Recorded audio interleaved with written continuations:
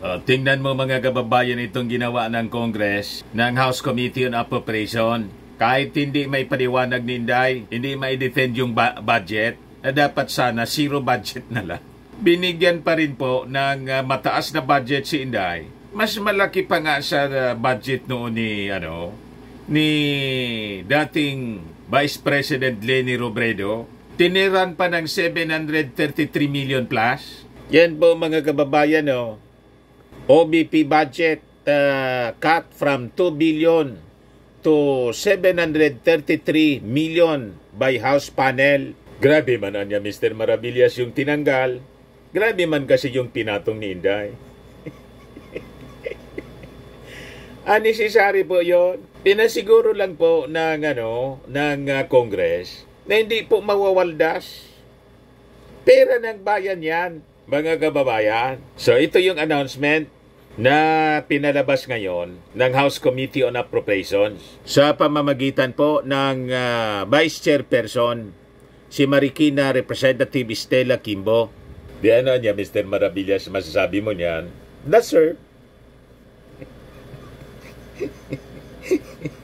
Anyway, tama yung aksyon, mga kababayan. Walang pamumulitika rito.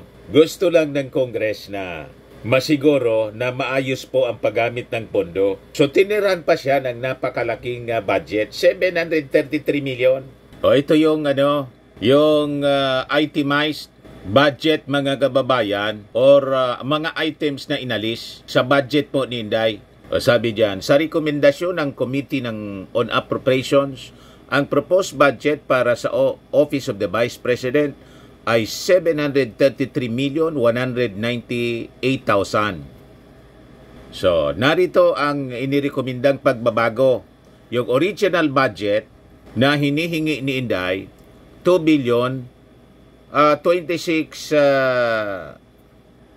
million 357,000. So, ang ibinawas mga kababayan, kasi hindi man niya maipaliwanag ng maayos, 1,293,159,000.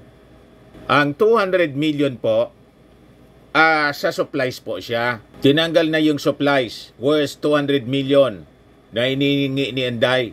92,408,000 personnel services para sa consultants. Imagine, consultancy fee, mga kababayan, 92 million. Marangyang pamumuhay talaga. Sobra-sobra po. Masyadong excessive po ang gustong gastusin ni Inday para sa kanyang mga consultants. Pagkatapos, para man po lugi pagdating sa serbisyo. Diba? 947,445,000 financial assistance. So, tinanggal na po yon kasi duplication man lang ng mga binibigay na serbisyo, financial assistance galing po sa DSWD, sa DOLE, sa DOH, duplicity, ika nga. Yan ang sinabi natin na kailangan tanggalin na yon.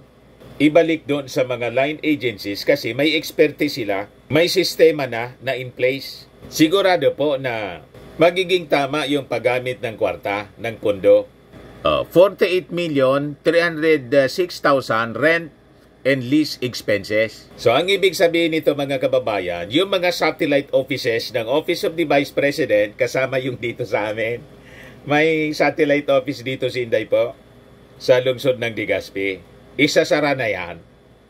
Unless makakuha mga kababayan ng pondo si Inday sa ibang sources na para ma-maintain niya yung kanyang satellite offices, pero hindi yung galing po sa gobyerno. Kung may mag-donate siguro sa kanya, pwede niya yan i-maintain. Pero malamang sa malamang, baka magsara yung lahat pong mga satellite offices kasi tinanggalan po ng pondo. Tapos yung 5 million para po sa utility expenses. So lahat ng ito mga kababayan, nilipat na po sa DOH tapos sa DSWD. So sa yung 646,580,000 nilipat po yung pondo sa DOH. Tapos yung 646,579,000 kasi mga ayuda siya, nilipat po sa AIX, sa DSWD, madaling sabi. So, congratulations po sa ating mga matatapang. Ito yung tunay na matapang, maisog po. Mga members ng ating kongreso, hindi po sila nagpapasindak, hindi sila nagpapabuli po sa bully. Ginagawa po nila yung tama para sa ating mamamayang Filipino. O, ito yung statement na pinalabas mga kababayan ni Congresswoman Estela Quimbo. Pakinggan po natin. The Committee on Appropriations decided to recommend a reduced budget for the Office of the Vice President, and the reduction shall be split by the DSWD AIX program and the DOH MAIFIP program. So ipapaliwanag ko lang po na ang decision na ito ay isang committee decision. Ang Committee on Appropriations has 139 members, and with respect to the budget cut of the OVP, ito po ay naging unanimous decision among the members. At lilinawin ko rin po na hindi pa ito final approval ng Congress. Ito po ay recommendation pa lang po ng Committee on Appropriations for the plenary. At kagabi naman po ay nag-second reading na rin po ang approved committee report na kung saan nakapaloob ang recommendation ng reduced budget for the OVP. So which means nakakalendar na po ang General Appropriations Bill as amended for plenary debates beginning September 16. And hopefully po, kung masusunod po namin ang schedule, hopefully, sana po wala masyadong eventful, ay matatapos po namin maaprubahan on third reading ang General Appropriations Bill by September 25. So yun po. At ilinawin ko rin po na meron pang another round of amendments. At ito po will be sa plenary na po. Doon na nga po on the week of September 16 to September 25.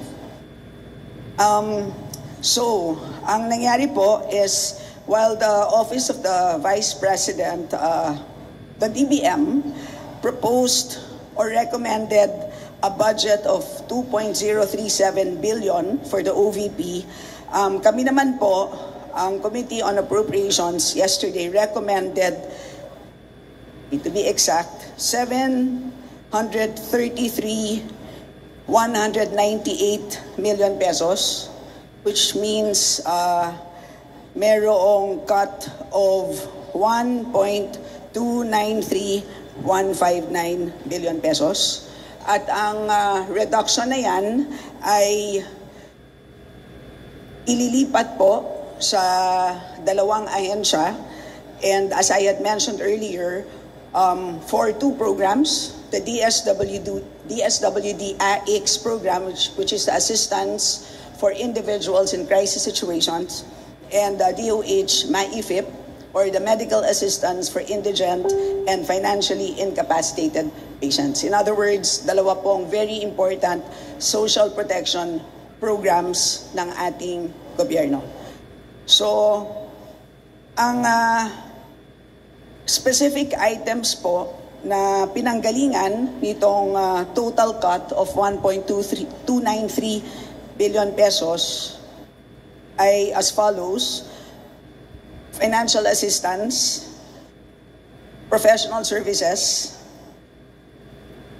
utility expenses, supplies and materials, as well as lease expenses. And ang dahilan po kung bakit ang items na ito ang naapektuhan, lahat po ay nanggaling po sa lahat po ng narinig po natin doon po sa dalawang hearings na naganap in the last weeks. So, mamaya po kung meron kayong katanungan on the details, I can provide those to you. So,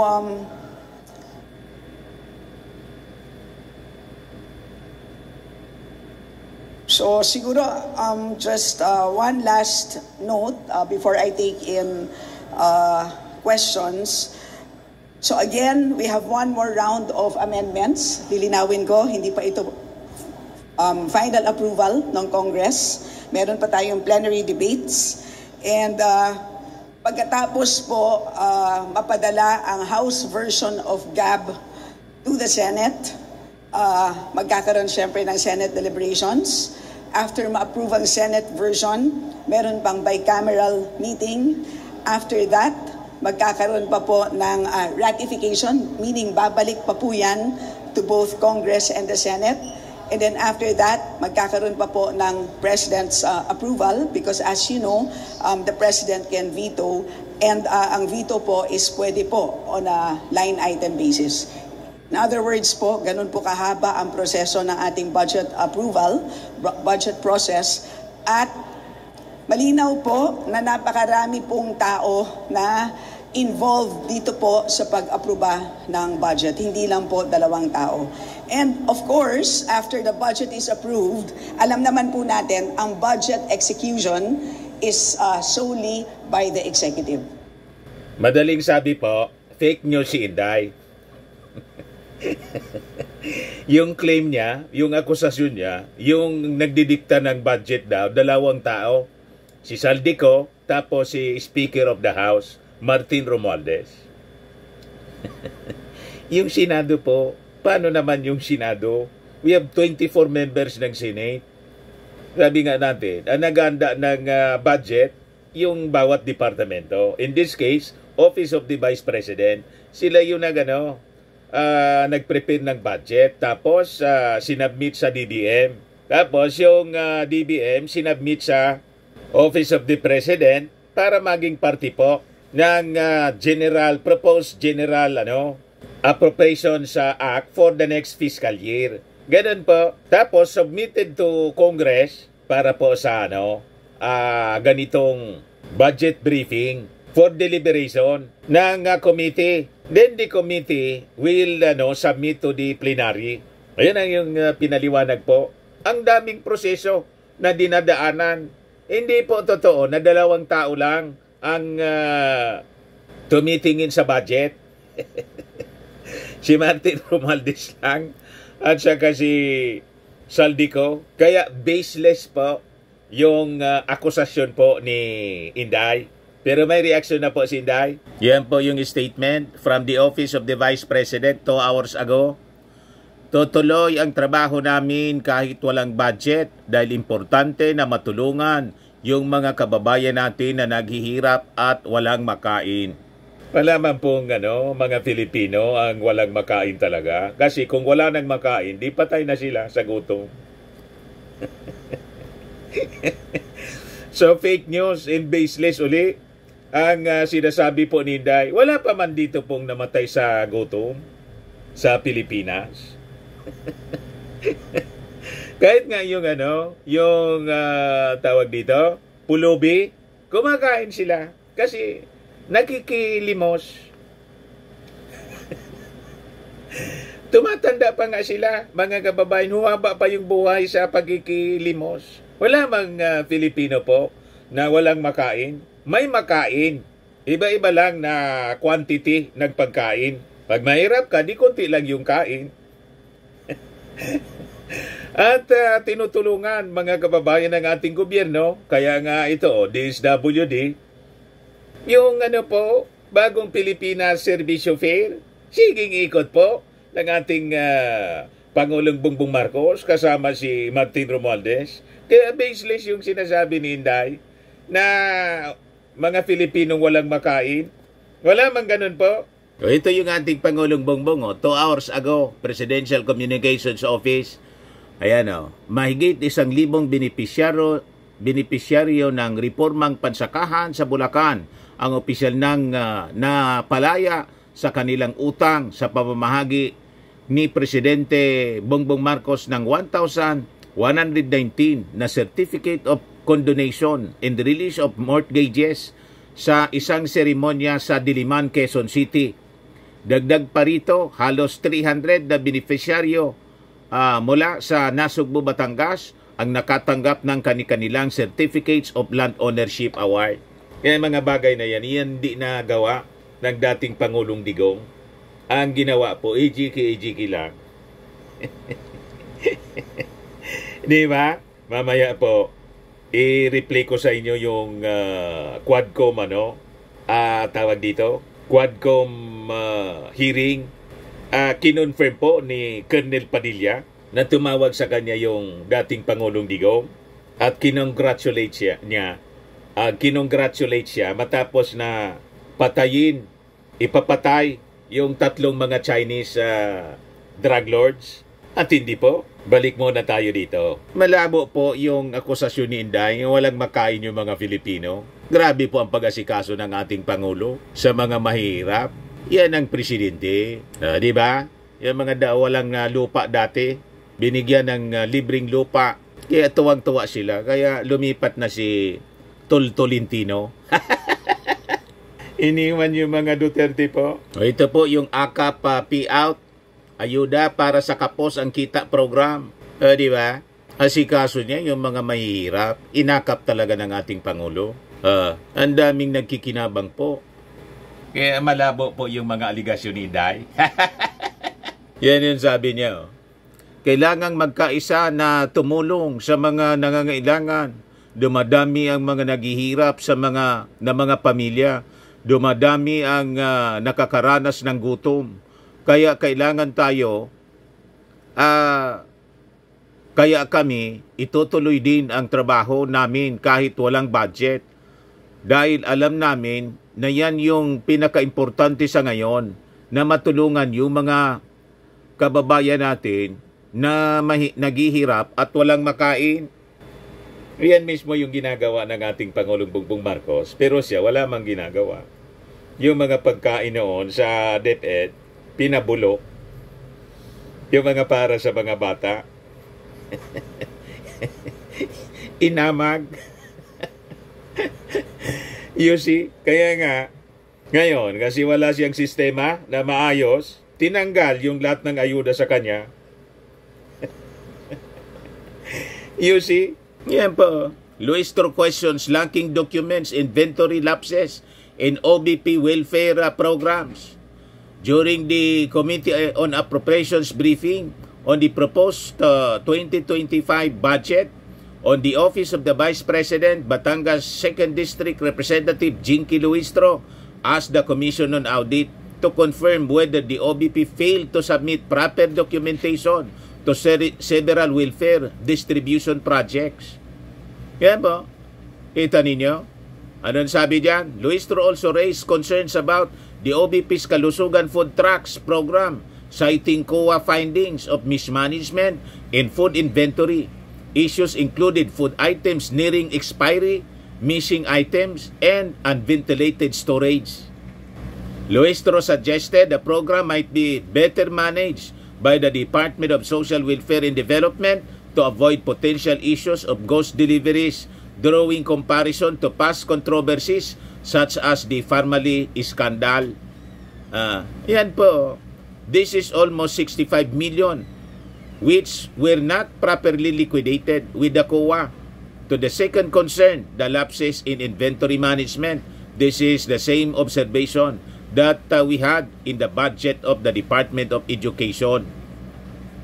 Tapos magsasabi siya na tutulungan niya yung mga kababayan nating Filipino walang makain. Binigyan siya ng budget para may makain yung mga Filipino. Pinabulok niya.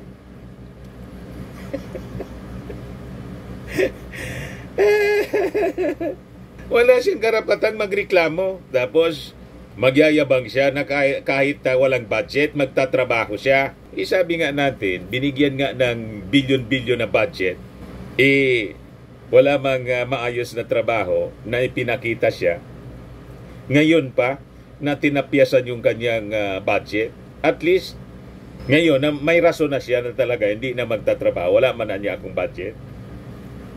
Anong walang budget? 733 million pa rin. Mas mataas pa sa budget ni Leni Robredo.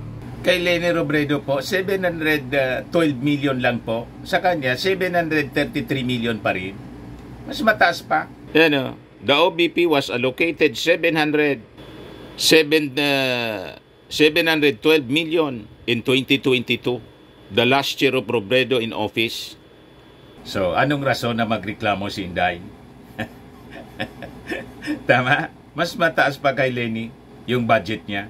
Si Leni Robredo, walang reklamo. Gumawa na lang siya ng mga initiative para ma-augment niya yung budget sa pamamagitan ng mga tulong ng private sector. O di ba? O ngayon, dito na tayo sa Quadcom hearing tungkol po sa war on drugs and AGK ng previous administration. Sabi dito, Duterte ordered killing of Chinese inmates. Bucor Executive confirms. Kinonfirm po siya ni Chief Superintendent Gerardo Padilla, Colonel Padilla. So sabi diyan, Correction Senior Superintendent Gerardo Padilla has confirmed a hitman's testimony that former President Rodrigo Duterte ordered the killing of 3 Chinese nationals jailed at the Davao prison and penal farm, adding that it was also true that the ex-leader congratulated him. Sa pagtatanong po ni Congressman Dong Gonzales, nang tanungin si Padilla if he could confirm that the testimony of Leopoldo Tan, the hitman assigned to kill Cho Kin Tong, Jackson Lee, and Peter Wang.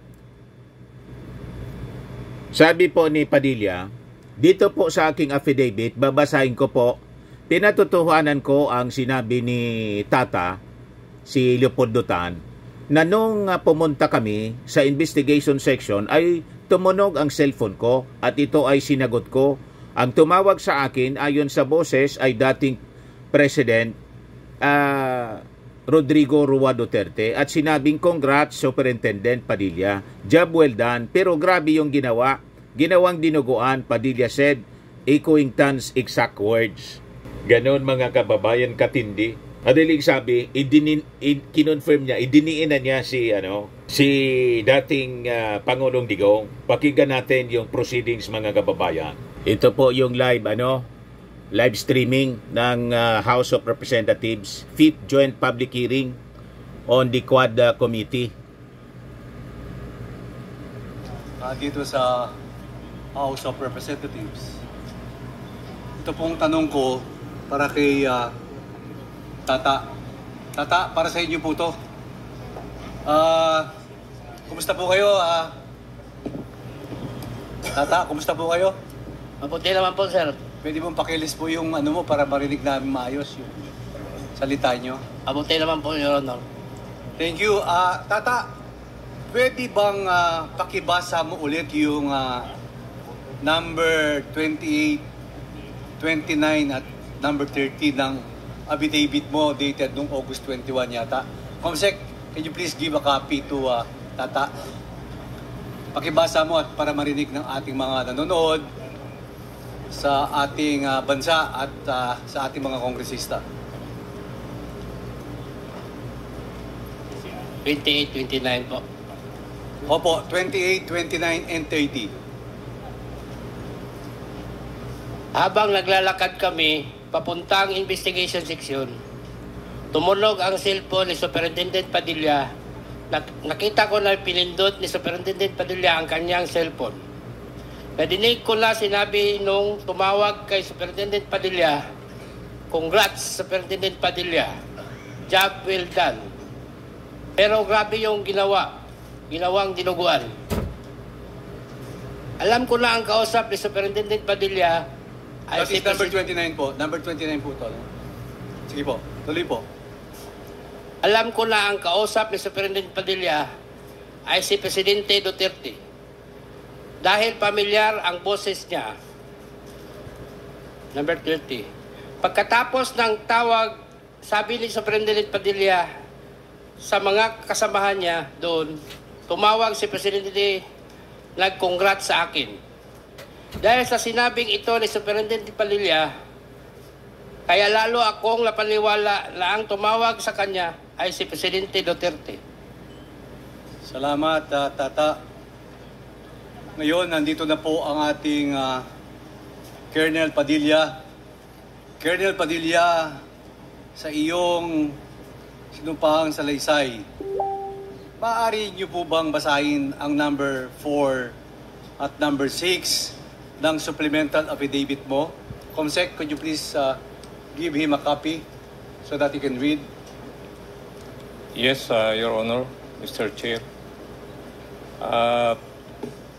Dito po sa aking affidavit, babasahin ko po. Pinapatutuhanan ko ang sinabi ni Tata na nung papunta kami sa investigation section ay tumunog ang cellphone ko at ito ay sinagot ko. Ang tumawag sa akin ay ayon sa boses ay dating President Rodrigo Roa Duterte at sinabing congrats Superintendent Padilla. Job well done, pero grabe yung ginawang dinugan. So, Colonel Padilla, ngayon binasa mo yung sa yung salaysay na number 4 and 6. Ngayon, inaamin mo na ngayon na totoo ang mga sinasabi ni Leopoldo Tan alias Tata na tinawagan ka ni Presidente Duterte pagkatapos patayin ang 3 Chinese. Colonel Padilla? Yes, Your Honor, as the voice I've heard over the phone. Inaamin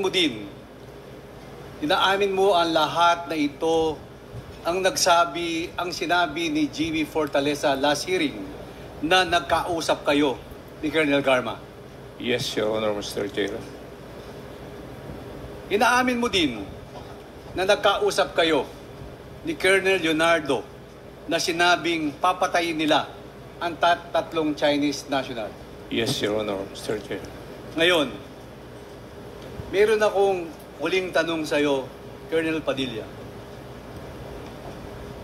Pag nag-uusap po kayo ng dating Presidente Rodrigo Roa Duterte, through personal na telepono ba ang dating Presidente ang pinagtatawag nyo o may iba pang telepono na ginagamit nyo?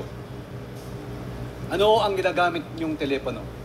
During that time, I have my cell phone, Your Honor, Mr. Chair. Personal. So, sino ang hindi ba nakarehistro yung telepono sa iyong pagtawag nung nakareceive ka ng calls? Hindi po. Well, anyway, Mr. Chairman, yun lang po ang gusto kong malinawan. At least, last hearing kasi, tinatanong ko po ito, nag-interject po si Congressman Fernandez for the executive session. So ngayon po, malinaw na po sa ating taong bayan at sa ating mga kasama dito lahat at nanonood sa buong Pilipinas at sa buong mundo. At ito po ay narinig nating lahat. I rest my case, Mr. Chairman. Thank you. Matindi po. Sa mga naghanap ng malinis and spacious fitness gym, pumunta lang po kayo sa aming Colossal Fitness Gym. We also offer Grab Car Rental with our brand new 2023 model ng Toyota Innova. We also accept booking for those who are planning to travel via PAL, Cebu Pacific, and other airline companies, local and international, and bills payment for Meralco Bills, PLDT, Aleco Bills, etc. Ang Colossal Fitness Gym is located at 3rd floor Security Bank Building, Landco Business Park, Legazpi City, Albay. For inquiries, look for Chilon Maravillas. Contact number 0966-802-0949. Yan yung aming Innova. Lagi na pong matao sa amin. Pati mga foreigners po, tingnan ninyo. Mga British tourists sila. Ang lalaki ng katawan na, mga kababayan, nag-gym sa amin. Ito naman po, Indian National. Ito mga mga European sila. Ito naman yung bago naming product na binibenta online, Eye Glow Serum. Whitening po siya galing sa South Korea. Tingnan ninyo yung epekto sa aking anak na architect entrepreneur, Riz Maravillas. For inquiries, look for Riz Maravillas on FB. Ito naman po, Firmax Firming and Lifting Cream. Pinapahid po ito sa mga pulses and affected area. Mainam po ito sa mga pains at paninigas na mga kaso-kasuan.